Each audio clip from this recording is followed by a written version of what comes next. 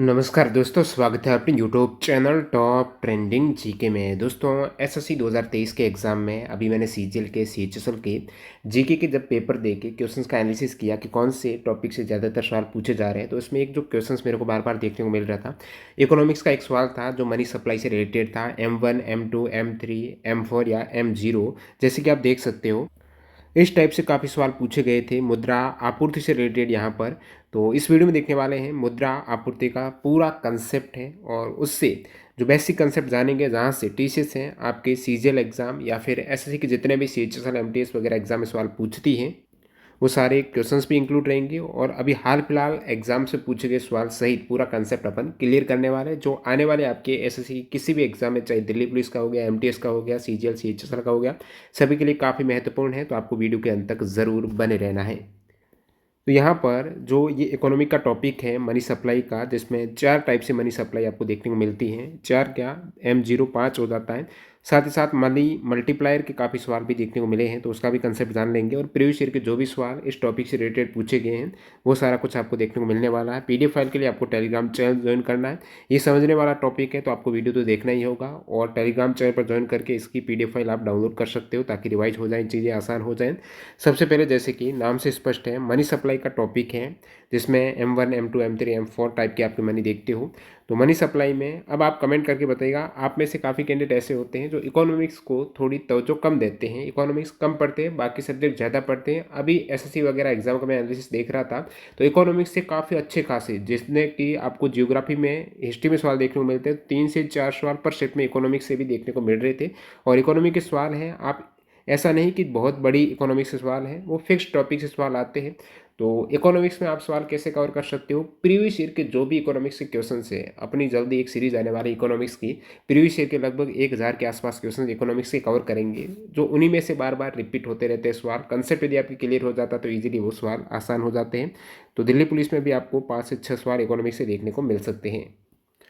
अब देखिए, money supply की बात करें, मुद्रा आपूर्ति है किसी विशेष समय पर जनता के बीच में प्रचलन में धन के कुल स्टॉक को मुद्रा आपूर्ति कहा जाता है।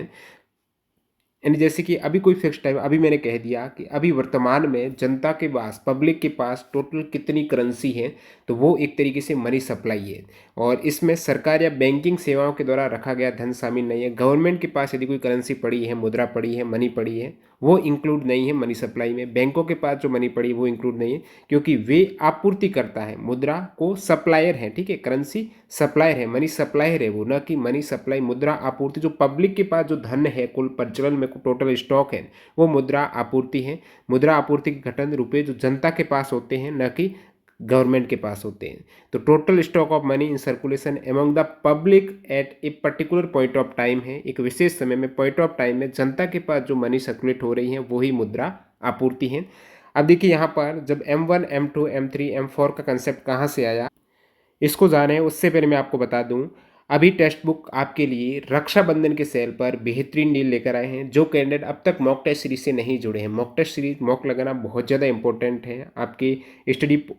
पहले जब आप एग्जाम की तैयारी करते थे तो बिना मॉक के भी हो जाता था, अभी कंपटीशन इतना बढ़ चुका है, मॉक टेस्ट लगाना तो 50% तैयारी आपके मॉक टेस्ट से ही हो पाती। और मॉक टेस्ट में टेक्स्ट बुक बेहतरीन क्यों, क्योंकि कोई भी एग्जाम बार बार आता रहता है, और टेक्स्ट बुक में एक बार पास कर लो, जो एग्जाम आए एग्जाम ओरिएंटेड मॉक टेस्ट मिलते हैं। अभी रक्षाबंधन सेल क्या है, 30 से 31 अगस्त, इन 2 डे में आप टेक्स्ट बुक पास लेते हो। कब, टीटीजी की कूपन कोड यूज़ करते हुए।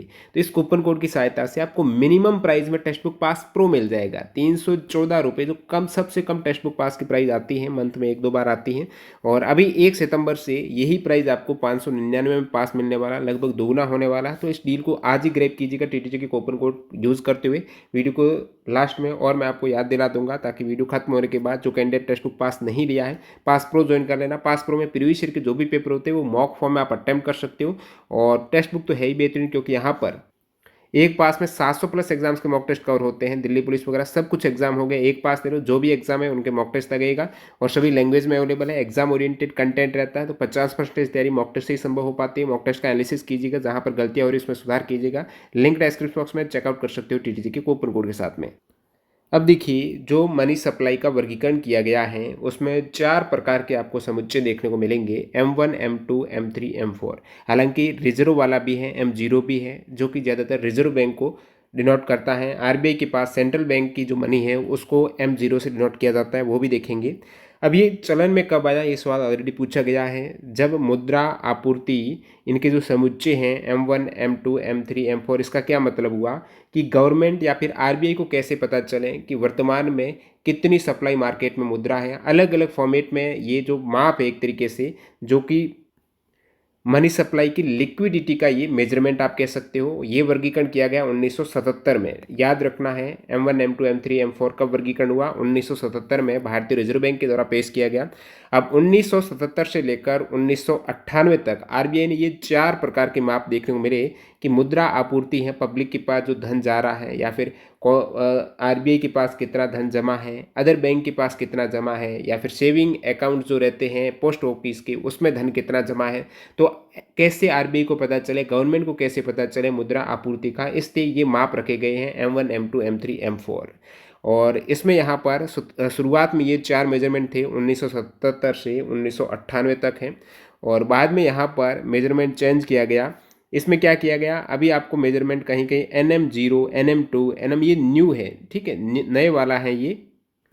तो न्यू एग्रीगेट्स में काफ़ी कुछ संशोधन किया गया है। इसके साथ साथ न्यू एग्रीगेट में क्या किया गया है, लिक्विडिटी को अलग कर दिया गया है, तरलता को अलग कर दिया गया है। अब सबसे पहले तो आपको पता होना चाहिए तरलता क्या होती है, बाद में ये कंसेप्ट देखते हैं। तरलता का मतलब ये हुआ, कोई भी सिक्योरिटी कमोडिटी है, एसेट्स है, वो कितनी आसानी से केस में कन्वर्ट हो सकता है, लेन देन कितनी आसानी से इजी हो जाए, वो ही तरलता है। जितनी आसानी से लेन देन होती है, या फिर जितनी आसानी से, अब मैं आपको आसान भाषा में समझाऊं तो यहाँ पर आसानी को संदर्भित करता है लिक्विडिटी है। यानी कोई भी एसेट्स है, एसेट्स अलग अलग प्रकार का हो सकता है, केस भी एक एसेट है, ठीक है, केस एसेट हो गया, या फिर आपके पास कोई स्टॉक पड़ा हुआ है वो भी एसेट का आप कह सकेंगे, या आपके को जो घर है वो भी एक तरीके से एसेट है, या फिर कोई कार है वो भी एसेट है। तो कोई भी एसेट है, परिसंपत्ति है, वो कितनी आसानी से, कितनी फास्ट, इंस्टेंट केस में कन्वर्ट हो सकती हैं, वो ही तरलता है। जितनी ज़्यादा वो आसानी से जल्दी केस में कन्वर्ट हो सकती है, उसमें लिक्विडिटी ज़्यादा है। तो सभी संपत्तियों में सबसे अधिक तरल कौन सी हुई, केस है। केस अपने आप में केस में ही कन्वर्ट है, तो आसानी से कोई भी चीज़ आप खरीद सकते हो, बेच सकते हो, और कोई भी आप यहाँ पर केस में ट्रांजैक्शन बहुत ज़्यादा ईजी और फास्ट हो जाता है। सेकेंड बात करूँ, और जो इलिक्विड है, जैसे कि मैं बात करूँ, आपका घर है, मकान है, या फिर कोई कार है, अचल संपत्ति है, प्राचीन वस्तुएं हैं, वो गैर लिक्विड कहेंगे, लिक्विड नहीं है। आप उसमें तुरंत केस नहीं हासिल कर सकते हो, आपको उसमें समय लगेगा। आप घर, आपके पास ऐसा नहीं, आपके पास रुपए है, घर है तो आप बेचेंगे, बाद में धन आएगा, तो ये सब कुछ समय लगेगा, तो वो लिक्विड नहीं रहा, गैर लिक्विड हो गया। और लिक्विडिटी के लिए भी अलग अलग एग्रीगेट्स हैं, L1 L2 L3, सवाल एग्जाम में पूछा हुआ था एक कि L1 या फिर लिक्विडिटी के एग्रीगेट्स कौन से हैं, तो L1 L2 L3 है। तो लिक्विडिटी आपको समझ में आ गया है, कोई भी परिसंपत्ति है, कोई भी एसेट, वो कितनी आसानी से केस में कन्वर्ट हो सकता है, वो दक्षता ही लिक्विडिटी है। और स्टॉक्स एक सेमी लिक्विड है, आपके पास स्टॉक पड़ा हुआ शेयर मार्केट का, कोई भी कंपनी का स्टॉक्स है, तो तुरंत उसमें आप केस प्राप्त नहीं कर सकते, उसमें भी आपको कुछ दिन लग सकते, कुछ घंटे लग सकते, तो वो सेमी लिक्विड हो जाएगा। सबसे ज़्यादा लिक्विड है वो केस आपका, ये लिक्विडिटी का तो कंसेप्ट क्लियर हो गया। तो लिक्विडिटी पर ये M1 M2 M3 है। इसको जो बांटा गया है वो मनी सप्लाई की लिक्विडिटी के आधार पर इसको एक तरीके से बांटा गया है। बाद में यहाँ पर लिक्विडिटी जब मनी सप्लाई में हो गई तो क्या किया सरकार ने कि इन दोनों को अलग अलग कर दिया, लिक्विडिटी को अलग कर दिया और मनी सप्लाई को अलग अलग कर दिया। जब सरकार ने अलग अलग किया तो मनी सप्लाई को इन्होंने दे दिया नाम NM0 NM1 NM2 और NM3 है। ये मनी सप्लाई का नया वर्गीकरण किया गया।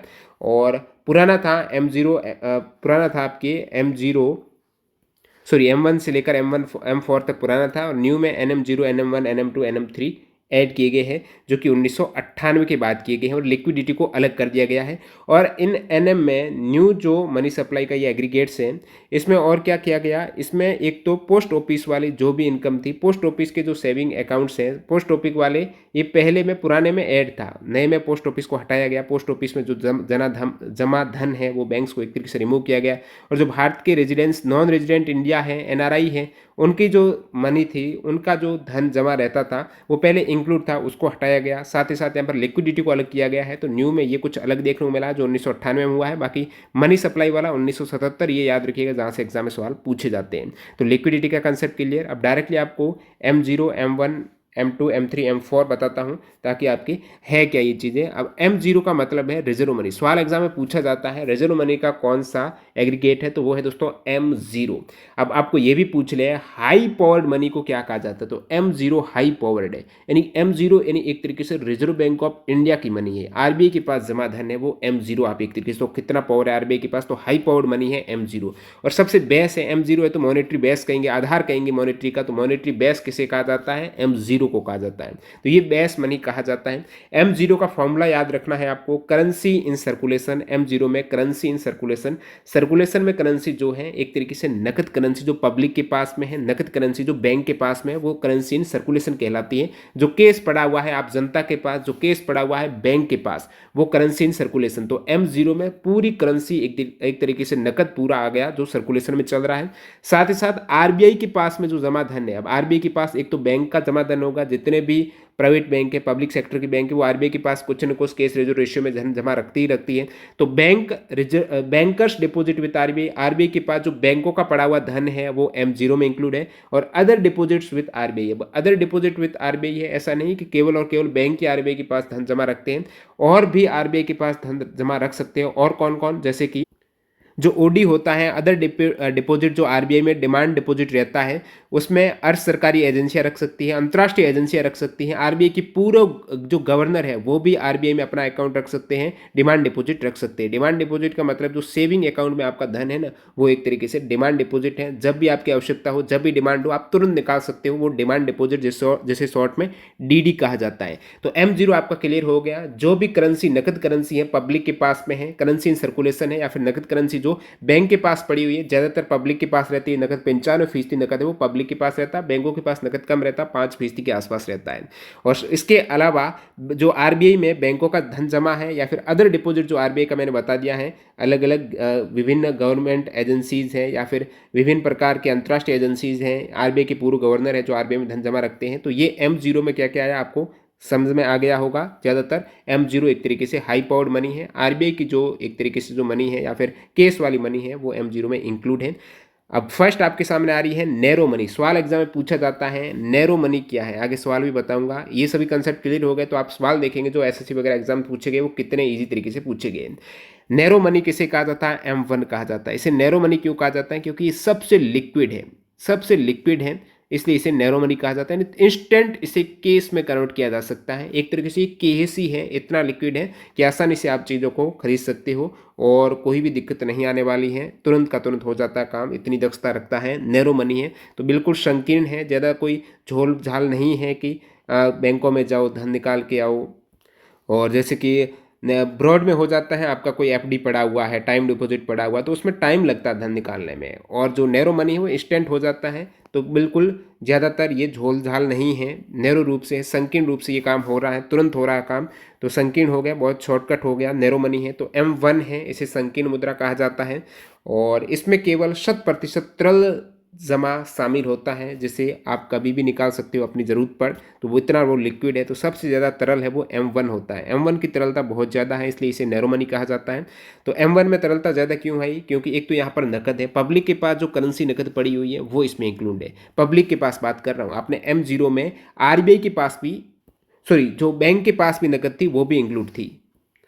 और M1 में जो करेंसी पड़ी हुई है पब्लिक के पास वो है, वो कितनी नकद है, सबसे ज़्यादा लिक्विड है, तो करेंसी जो रहती है नकद है पब्लिक के पास वो इसमें शामिल है। उसके बाद डिमांड डिपॉजिट, डिमांड डिपॉजिट का मतलब है आपकी सेविंग अकाउंट में जो जमा धन होता है ना, सेविंग खाता आपका बचत खाता, तो सेविंग अकाउंट में जमा धन का मतलब यही हुआ, सेविंग में है, आप जब चाहे बैंक से जो भी आपकी जब भी डिमांड रहती है आप विड्रॉ कर सकते हो। तो डिमांड डिपॉजिट जो बैंकिंग सिस्टम में आपका पड़ा हुआ है, चाहे वो करंट अकाउंट में हो, सेविंग अकाउंट में हो, करंट में भी एक तरीके से डिमांड डिपॉजिट रहता है, जब भी आपकी डिमांड होती है आप करंट में से निकाल सकते हो, सेविंग में से निकाल सकते हो, तो सेविंग अकाउंट करंट अकाउंट वो डिमांड डिपॉजिट हो जाएंगे। तो ये आपका एक तो करेंसी पड़ी हुई है पब्लिक के पास जो नकद है, एक बैंकों में आपका सेविंग अकाउंट में या करंट अकाउंट में जमा धन है, और other deposit with RBI.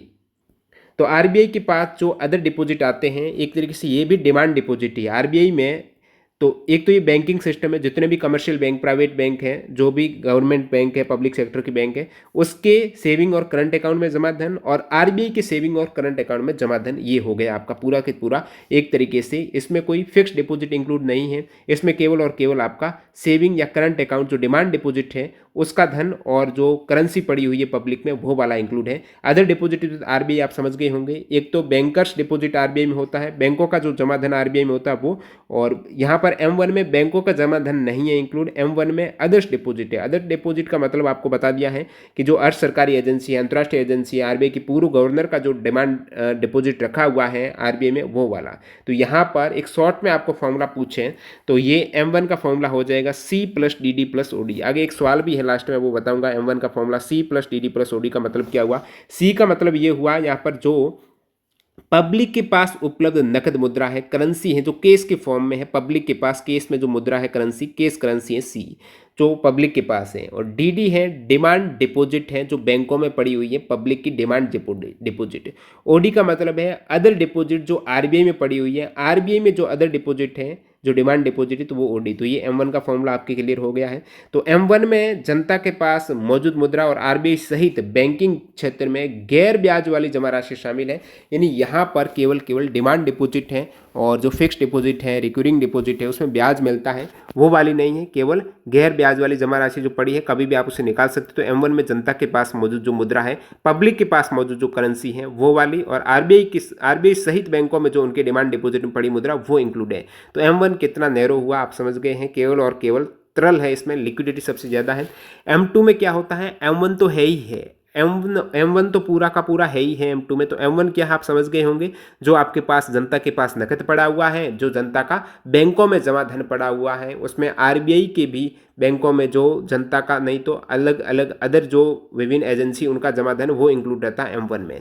M2 में क्या है, M2 में M1 के साथ साथ अब इससे पहले आपका केवल और केवल बैंकों में जमा धन माना जा रहा था। M2 में बैंकों के साथ साथ जो पोस्ट ऑफिस सेविंग बैंक है ना, पोस्ट ऑफिस में भी अपना बैंक का खाता खुला सकते हो, आपको पता होगा। तो पोस्ट ऑफिस वाला M1 में इंक्लूड नहीं था, पोस्ट ऑफिस का आपको इंक्लूड मिलेगा M2 में मिलेगा, M4 में मिलेगा। 2 और 4 में पोस्ट ऑफिस का आपको जिक्र देखने को मिलेगा।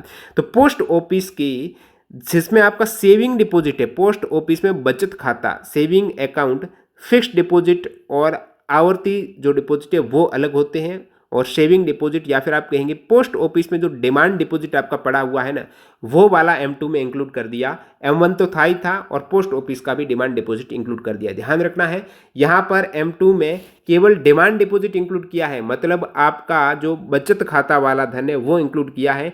FD वाला हो गया, जिसे आप आवधिक खाता बोलते हो ना, टाइम डिपॉजिट में आपका फिक्स्ड डिपॉजिट आ जाता है और रिकरिंग डिपॉजिट आ जाता है। फिक्स्ड डिपॉजिट का मतलब ये हुआ आप FD कराई तो कुछ निश्चित समय के लिए आप कराते हो, जैसे आपका आवधिक डिपॉजिट, टाइम डिपॉजिट कहा जाता है FD और RD को, क्योंकि FD तो जैसे आपने 1 साल की करा दी, तो फिक्स्ड डिपॉजिट आप 1 साल में मैच्योरिटी पीरियड खत्म होने के बाद वहाँ पर आपको जमा धन पर ब्याज सहित आप धन निकाल सकते हो। तो 1 वर्ष वहाँ पर मिनिमम रहेगा ही रहेगा। और बाकी जो आपका डिमांड डिपॉजिट होता है जब चाहिए आप उसमें विड्रॉ कर सकते हो। RD क्या होता है, इसमें एक रिकरिंग पीरियड पर आपका डिपॉजिट होता रहता है। FD में तो आपने फिक्स्ड कर दिया, जैसे 1000 रुपये है, आपने 1 लाख रुपए की FD डाल दी तो वो 1 साल की डाल दी है। रिकरिंग डिपॉजिट में आप ऐसा कर रहे हो कि पर मंथ मेरे को 5000 रुपये हैं वो डालने हैं, आपके एक तरीके से RD बनानी है, 5000 रुपये पर मंथ जाएंगे, रिकरिंग रूप से डिपॉजिट होंगे। और फिर इसकी एक मैच्योरिटी पीरियड आप रखते हो कि 1 साल तक मेरे को RD करनी है, तो पर मंथ आपके 5-5 हज़ार रुपये के रूप में डिपॉजिट होते रहेंगे, और 1 साल में वो कुछ ब्याज के रूप में आपको वापस मिल जाएंगे। तो ये रिकरिंग डिपॉजिट है, इसे आवधिक जमा कहते हैं, टाइम डिपॉजिट कहते हैं। तो M2 में पोस्ट ऑफिस का केवल डिमांड डिपॉजिट है, टाइम डिपॉजिट नहीं है, यानी FD और RD इंक्लूड नहीं है। ध्यान रखना, पोस्ट ऑफिस का जो डिमांड डिपॉजिट है जिसमें सेविंग अकाउंट रहते हैं वो वाला है, जिससे आप तुरंत निकाल सकते हो, तुरंत वाली बात होती है M2 में भी। इसलिए M2 की भी लिक्विडिटी है वो ज़्यादा रहती है, M1 के मुकाबले तो नहीं रहती है, M2 की कम रहती है M1 के मुकाबले। सबसे ज़्यादा लिक्विडिटी M1 की है, उसके बाद M2 की है, फिर M3 की है, और उसके बाद M4 की। आगे सवाल भी आएगा,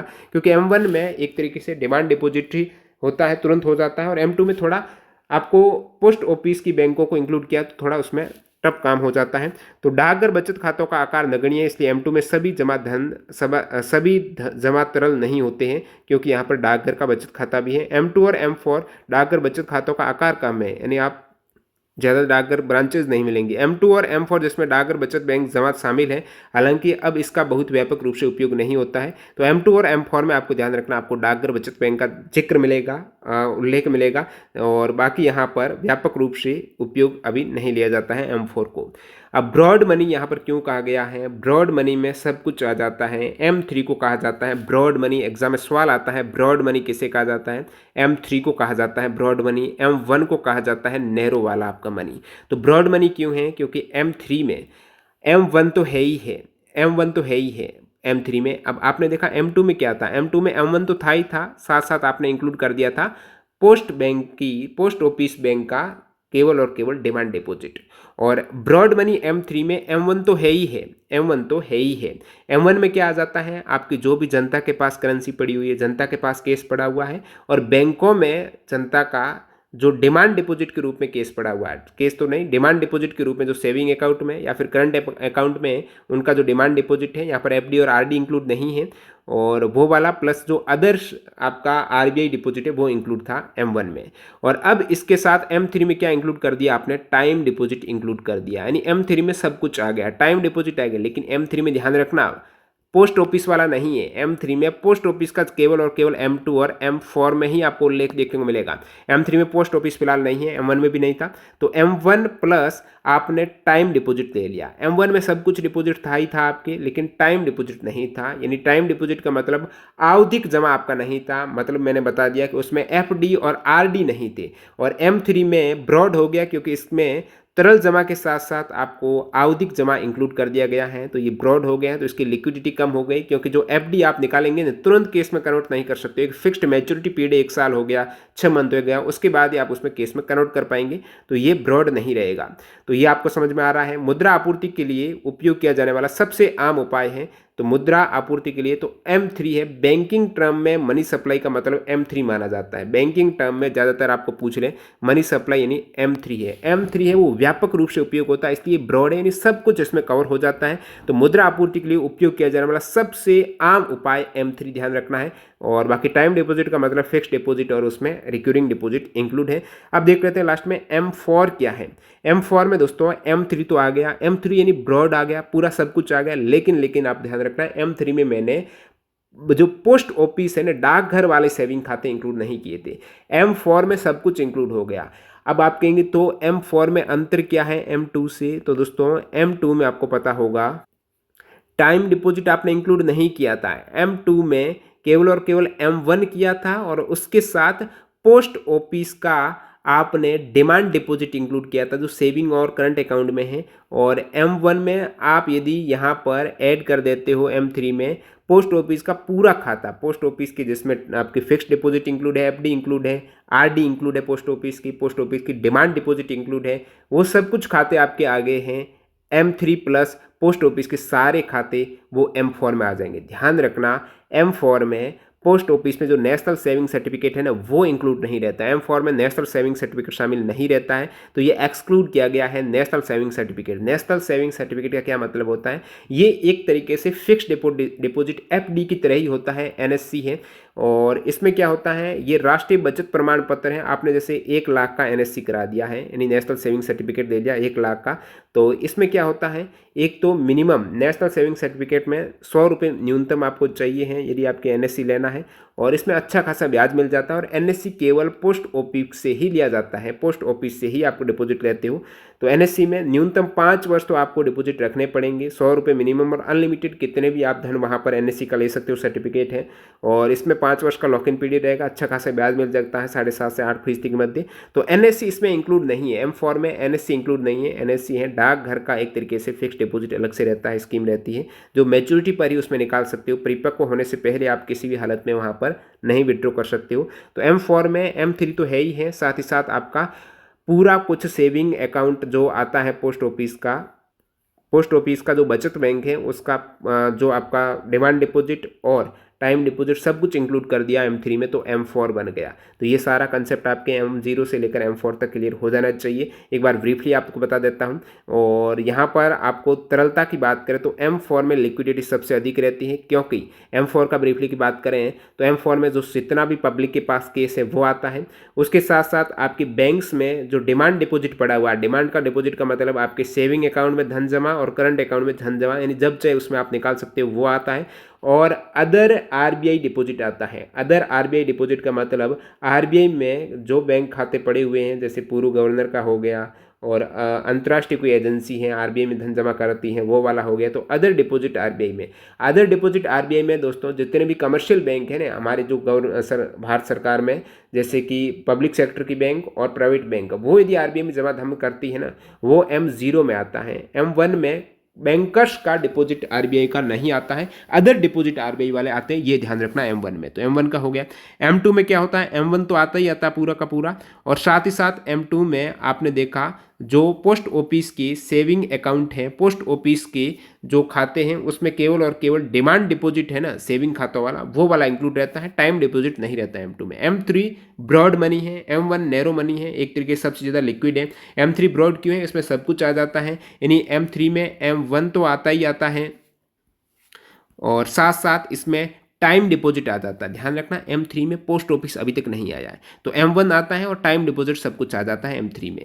और M4 में क्या होता है, M4 में एक तरीके से पूरा का पूरा आ गया, M3 आ गया। M4 में M3 प्लस पोस्ट ऑफिस सब कुछ।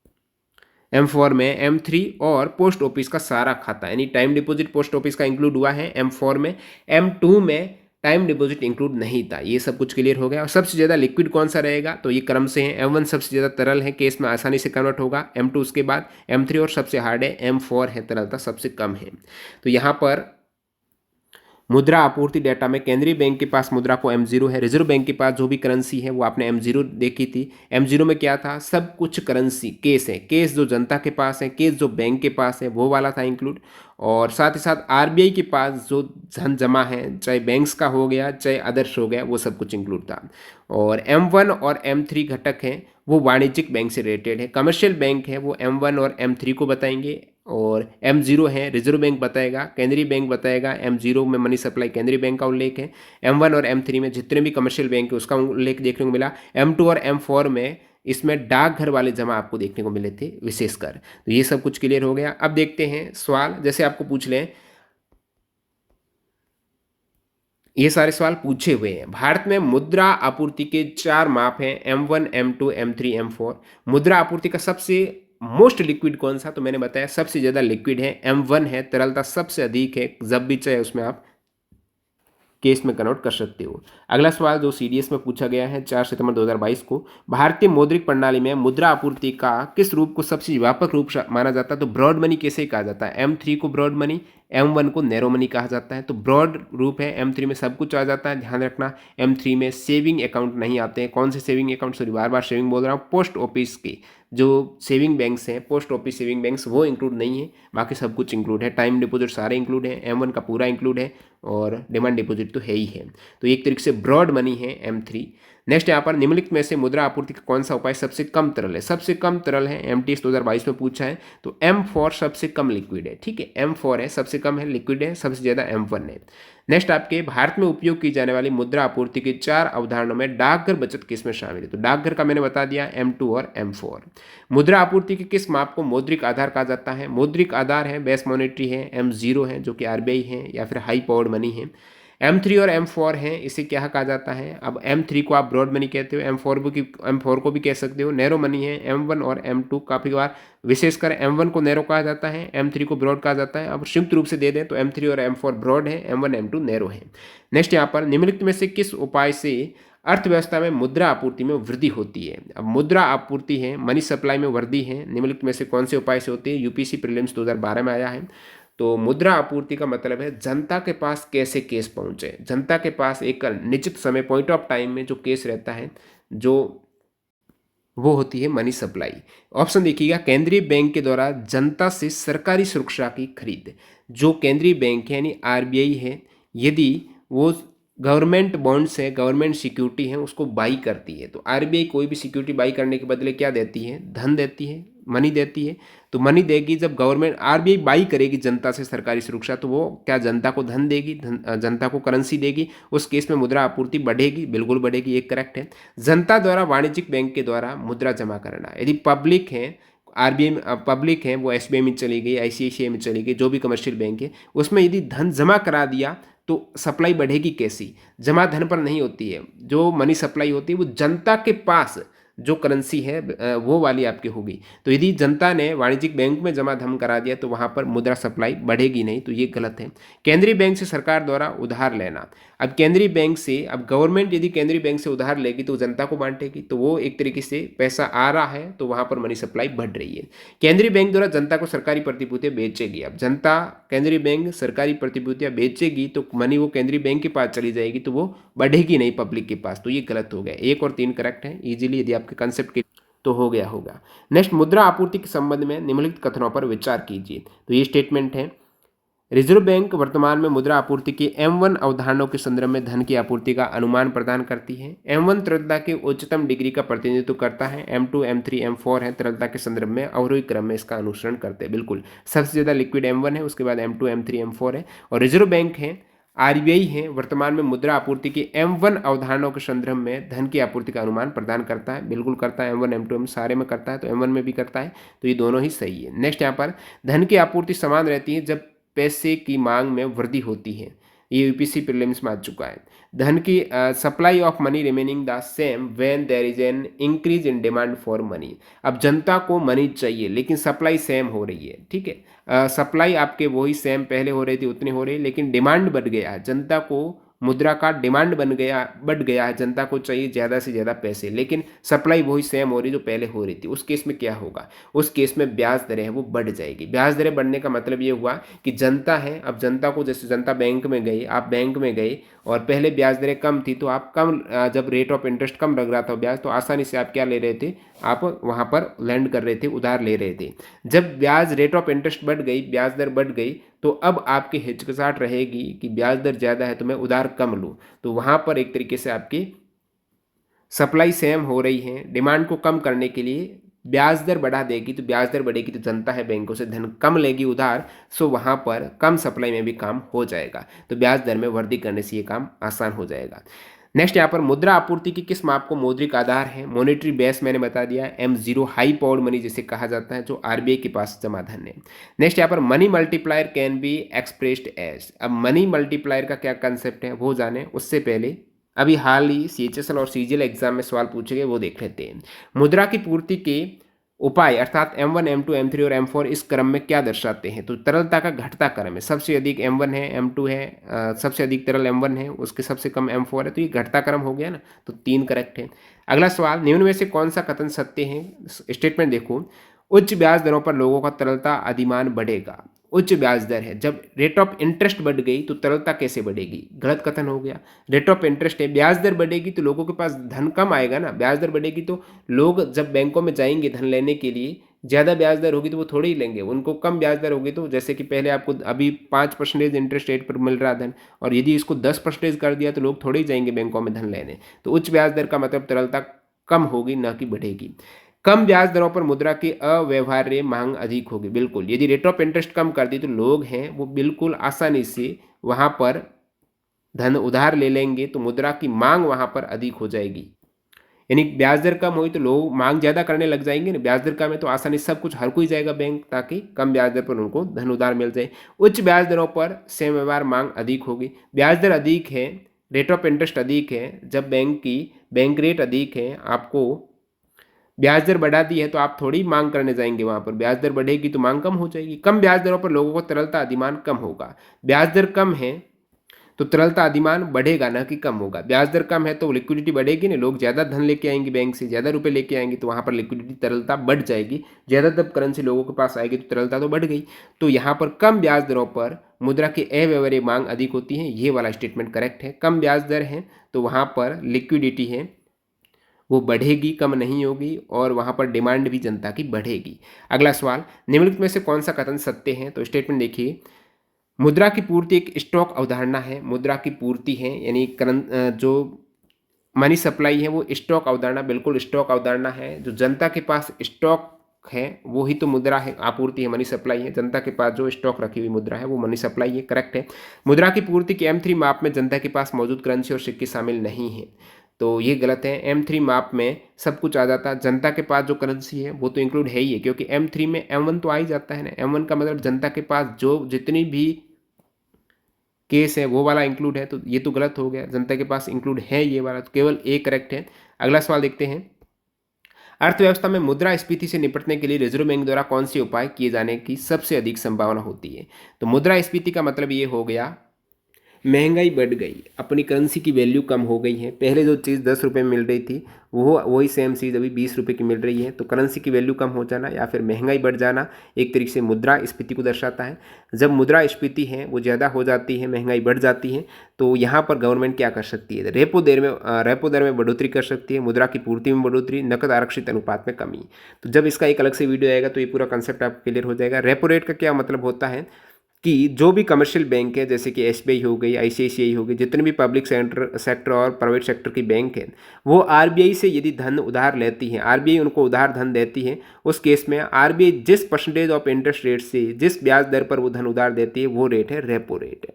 रिवर्स में उल्टा हो जाता है, यदि ये बैंकें हैं ना कमर्शियल, ये यदि आरबीआई में धन जमा करा देती है ना, तो आरबीआई उनको बैंक रेट या फिर रेपो रेट से कम रेट पर वो धन उधार लेती है।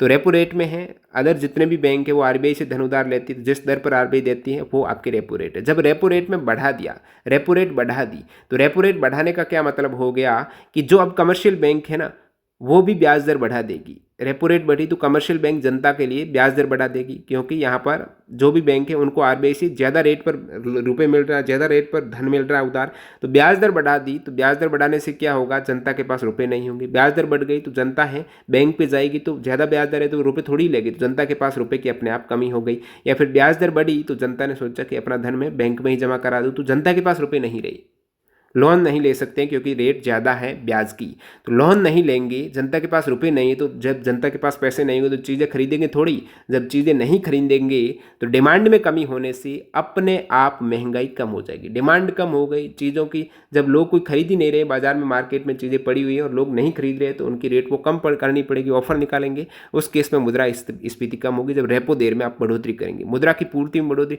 अब जनता को ज़्यादा से ज़्यादा मुद्रा दे दी, करेंसी दे दी, ज़्यादा से ज़्यादा रुपये दे दिया, तो ऐसा ज़्यादा रुपए आने से क्या होगा? वहाँ पर चीज़ें कम होने लगेगी। ज़्यादा रुपए आने से लोग हर कोई एक वस्तु चीज़ें खरीदने जाएंगे तो उसकी रेट अपने आप बढ़ जाएगी, ज़्यादा रुपए हैं तो मुद्रास्फीति थोड़ी कम होगी। नकद आरक्षित अनुपात में कमी, केस रेजो रेशियो में कमी नहीं करनी है।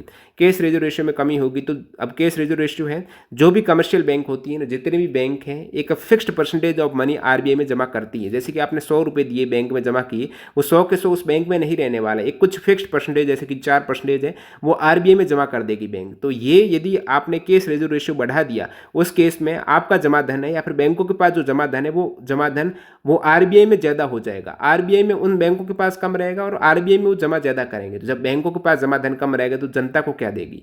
जनता को कम देगी, यानी वहाँ पर लिक्विडिटी कम होगी। उस केस में यहाँ पर उल्टा कर रहा है, जब सीआरआर कम कर दिया यानी बैंकों के पास जमा धन ज़्यादा हो जाएगा, क्योंकि जैसे केस रेजो रेशियो घटा दिया ना आरबीआई में, अब बैंकों को कम धन जमा कराना पड़ेगा, तो बैंकों के पास ज़्यादा धन है तो लोगों को ज़्यादा पैसा देगी, ज़्यादा पैसा देगी तो ज़्यादा चीज़ें करेंगे, खरीदेंगे, तो वहाँ पर रेट बढ़ जाएगी, महंगाई बढ़ जाएगी। तो नकद आरक्षित अनुपात बढ़ाकर महंगाई को कम किया जा सकता है, न कि घटाकर। तो केवल ए वाला करेक्ट है। इसको आसानी से और समझेंगे जब इसका अलग से पूरा कंसेप्ट कवर करेंगे। निम्नलिखित में से किसे मुद्रा की पूर्ति की, मॉनेटरी पॉलिसी का अलग से वीडियो आ जाएगा, निम्नलिखित में से किसे मुद्रा की पूर्ति की M1 माप में सम्मिलित किया गया है? M1 में आपको पता है सब कुछ, एक तो जनता के पास जितने भी करेंसी वो आ जाती है M1 में, और आपकी जो बैंकों में जमा धन है डिमांड डिपॉजिट के रूप में वो वाला इंक्लूड रहता है, और आरबीआई का अदर डिपॉजिट इंक्लूड रहता है। तो जनता के पास करेंसी है M1 में आ जाती है। डाकघर में दोस्तों केवल M2 और M4 आता है, तो ये गलत हो गया। व्यावसायिक बैंक हैं, जितने भी कमर्शियल बैंक है या फिर सार्वजनिक वित्तीय संस्थानों के आरबीआई में जमा धन है, तो अदर डिपॉजिट आरबीआई के वित्तीय संस्थानों की बात हो रही, ना कि बैंक्स का यदि आरबीआई में जमा धन है वो इंक्लूड नहीं होता है। केवल वित्तीय संस्थान जो है, या फिर जिसमें भारत के हो सकते हैं वित्तीय संस्थान काफ़ी, और या फिर फॉरेन के हो सकते हैं, और बाकी कमर्शियल बैंक में आपका जमा धन है डिमांड डिपॉजिट के रूप में, मांग जमा है डिमांड डिपॉजिट वही इंक्लूड रहती है, केवल मांग धन है। यदि यहाँ पर आवधिक जमा टाइम डिपॉजिट होता है तो वो आपका इंक्लूड नहीं रहता है M1 में। ए और सी दोनों यहाँ पर इंक्लूड रहते हैं। और अगला सवाल, मुद्रा की मांग के संबंध में निम्नलिखित में से कौन से कथन सही है? तो जब ब्याज दर अधिक होती है तो यहाँ पर मुद्रा की मांग देखिएगा, ब्याज दर अधिक होती है तो मुद्रा की मांग कम होती है। बिल्कुल, जब ब्याज दर अधिक होगी तो लोग अब हिचकिचाएंगे ना। जब ब्याज दर, रेट ऑफ इंटरेस्ट है 100 रुपये पर, जैसे कि ब्याज दर कर दी 15% है, अब जनता को लगेगा भाई ब्याज चुकाऊँ, मतलब नहीं लेगी वो धन, तो मुद्रा की मांग कम हो जाएगी, डिमांड कम हो जाएगा। ब्याज दर कम होती तभी मुद्रा की मांग बढ़ती है, जनता जाती है बैंकों में धन लेने के लिए। ब्याज दर जब कम होती, ज़्यादा में नहीं जाएगी, तो ये वाला करेक्ट है। जब ब्याज दर कम होती तो मुद्रा की मांग भी कम होती, ब्याज दर कम होने से मुद्रा की मांग बढ़ेगी ना कि कम होगी, गलत है। जब ब्याज दर अधिक होती तो मुद्रा की मांग भी अधिक होगी, ब्याज दर अधिक होगी तो मुद्रा की मांग अधिक कैसे होगी, मुद्रा की मांग कम हो जाएगी।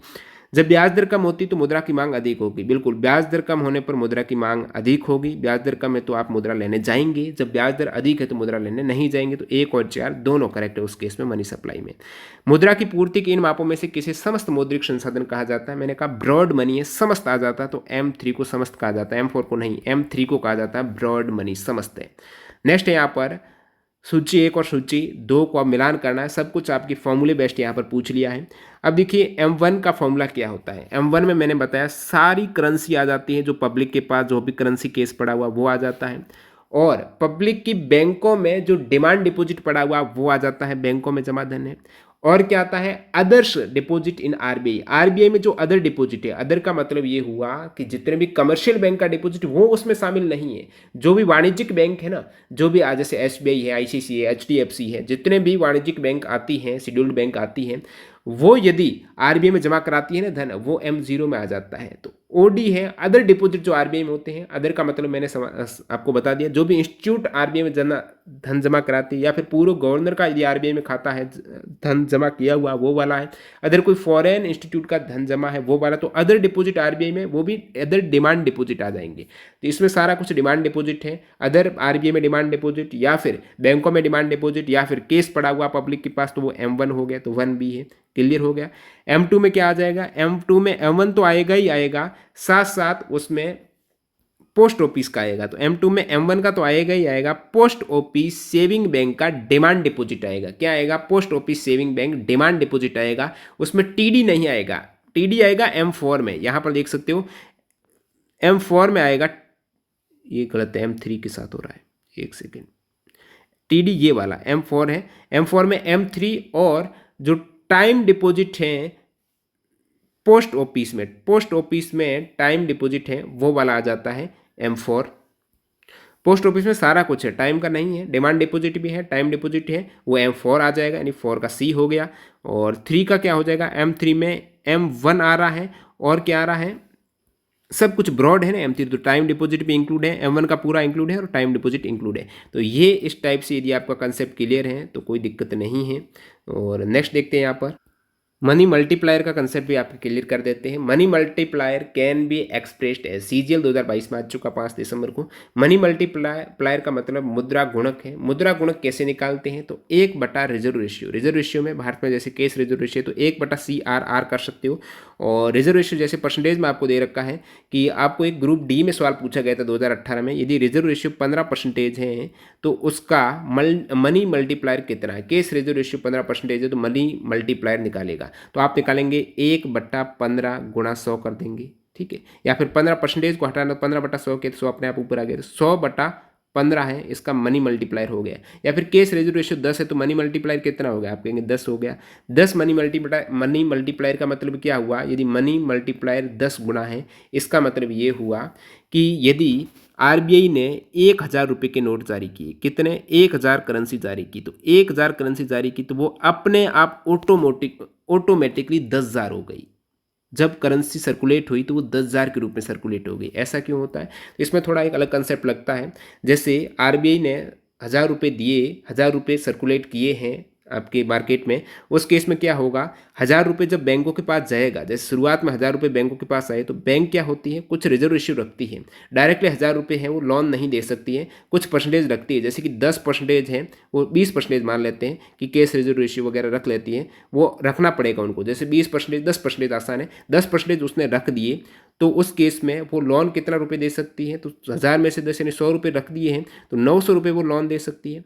अब 900 रुपये लोन देगी किसको, कोई जिसको चाहिएगा लोन, जैसे कि लोन जाएगा किसमें, बैंक अकाउंट में तो जाएगा, आखिर बैंक में तो जाएगा, एक व्यक्ति से दूसरे व्यक्ति के अकाउंट में जाएगा तो वो दोबारा सर्कुलेट हो गया। अब 900 रुपये लोन दिया है किसी व्यक्ति को, तो उस व्यक्ति की मान लेते हो अकाउंट में डायरेक्टली दिया है, और मान लेते हैं कि वो करेंसी में कन्वर्ट नहीं हुआ है, नकद में कन्वर्ट नहीं होता है, नहीं हुआ है, केस में कन्वर्ट नहीं हुआ है, तो 900 रुपये वो दोबारा आ गए बैंकों के पास में। 900 रुपये किसी को लोन दिए, दोबारा बैंक के पास में आए, तो उन 900 का वो 10% क्या करेगी, रिजर्व रेशियो निकाल देगी। यानी 900 का 10% यानी 90 रुपये निकल गए, तो 900 में से 90 रुपये माइनस हो गए, तो सेम 810 रुपये दोबारा सर्कुलेट हो जाएगा। इस प्रकार जब सर्कुलेट होगा तो ये आप ऐड करेंगे, बार बार सेम रुपये बैंकों के पास आ रहा है, बार बार 1000 रुपये डाले, तो वो यदि आपने ऐड करेंगे इस प्रकार सर्कुलेट होता हुआ इन सभी को जोड़ेंगे तो वो 10,000 रुपये अपने आप में सर्कुलेट हो गए। कितने हो गए? 10,000 रुपये। 1000 रुपये आरबीआई ने जारी किए और वो 1000 रुपये बन गया 10,000 रुपये। ये बने हैं दोस्तों मनी मल्टीप्लायर के कारण बने हैं, क्योंकि जो आप धन, जैसे कि आपने किसी से 100 रुपये उधार लिए हैं, तो आपके बैंक अकाउंट से 100 रुपये आपने लिए किसी दूसरे से, तो वो गया तो बैंक अकाउंट में ही है ना, गया तो बैंकों के पास में ही है ना, तो वो 100 रुपये इस प्रकार सर्कुलेट होता होता हुआ 10,000, 100 का 10 गुणा है तो 1000 रुपये हो गया। ठीक है, जब 100 रुपये आरबीआई ने जारी किए तो वो 10 गुणा, यदि मनी मल्टीप्लायर 10 गुणा है तो वो 1000 रुपये हो जाएगा। तो इसमें एक केस रिजर्व रेशियो के कारण है, ये अनलिमिटेड नहीं होता है, क्योंकि कुछ न कुछ है वो जना धन है वो रिजर्व रेशियो रखना पड़ेगा आरबीआई के पास में केस रिजर्व रेशियो के रूप में, इसलिए वो एक लिमिटेड के टाइम से वो मल्टीप्लाई होता है। तो ये हो गया आपका मुद्रा गुणक हो गया, जो कि 1/, रिजर्व रेशियो की फॉर्म में इसका फॉर्मूला है। और अब ऐसा नहीं है, आपके दिमाग में आता होगा कि आरबीआई ऐसा क्यों नहीं कर देती, अनलिमिटेड मनी प्रिंट कर दें, तो वो भी नहीं कर सकती, कुछ सिस्टम रहता है। तो भारत जो सिस्टम फॉलो करता है रुपए की छपाई का या फिर नोटों की प्रिंटिंग का, छपाई का, वो मिनिमम रिजर्व सिस्टम फॉलो करता है। मिनिमम रिजर्व सिस्टम में ऐसा नहीं है, जैसे कि मिनिमम का मतलब न्यूनतम रिजर्व सिस्टम। जैसे पहले क्या था, 1000 रुपये था तो 1000 रुपये में आपको क्या कमोडिटी रखनी पड़ती थी, 1000 रुपये का गोल्ड रखना पड़ता था, या फिर फॉरेन एक्सचेंज आपको कुछ मनी रखनी पड़ती थी, फॉरेन मुद्रा। तो गोल्ड या फॉरेन मुद्रा 1000 रुपये यदि बैंक जमा कर रही तो 1000 रुपये का आपको गोल्ड रखना पड़ेगा, बैकअप में रखना पड़ेगा। अब यहाँ पर आरबीआई फॉलो करती मिनिमम, अब फिक्स्ड का मान लिया आरबीआई ने कि मैं 200 करोड़ रखूंगा जमा और अनलिमिटेड में प्रिंट करता रहूँगा, जो चाहे वो करूँगा प्रिंट, लेकिन 200 करोड़ मेरे पास होना चाहिए। तो ये एक फॉलो कर रहा है 1956 से। भारत है एमआरआ सिस्टम 1956 से लागू कर रहा है, ये ऑलरेडी एग्जाम में सवाल आया हुआ है। और इसमें वो क्या करता है, 200 रुपये मिनिमम है वो रिजर्व रखता है। इन 200 करोड़ रुपये में, 200 करोड़ रुपये में वो गोल्ड रख सकता है या फिर फॉरेन मनी रख सकता है। तो जैसे कि इन 200 करोड़ में उनको 115 करोड़ रुपये का तो गोल्ड रखना पड़ेगा, सोने के सिक्के वगैरह, और 85 करोड़ है वो फॉरेन करेंसी रख सकता है। तो ये अभी फिलहाल में चल रहा है भारत का एमआरआ से, जो काफ़ी बार सवाल पूछा जाता है। तो ये पूरा सब कुछ कंसेप्ट है, काफ़ी समय लग गया, आपकी मनी सप्लाई का कंसेप्ट क्लियर हो गया होगा, जहाँ से एग्जाम में सवाल पूछे जाते हैं। तो एक सवाल आपका पक्का हो जाता है जो भी एग्जाम आने वाले एसएससी एग्जाम्स के लिए। वीडियो पूरा देखने के लिए आपका बहुत बहुत धन्यवाद। और रक्षाबंधन शेयर का फायदा जरूर उठाइएगा, टीटीजी के कूपन कोड यूज़ कर लेना टेक्स्ट बुक में जाकर, लिंक डिस्क्रिप्शन बॉक्स में। धन्यवाद।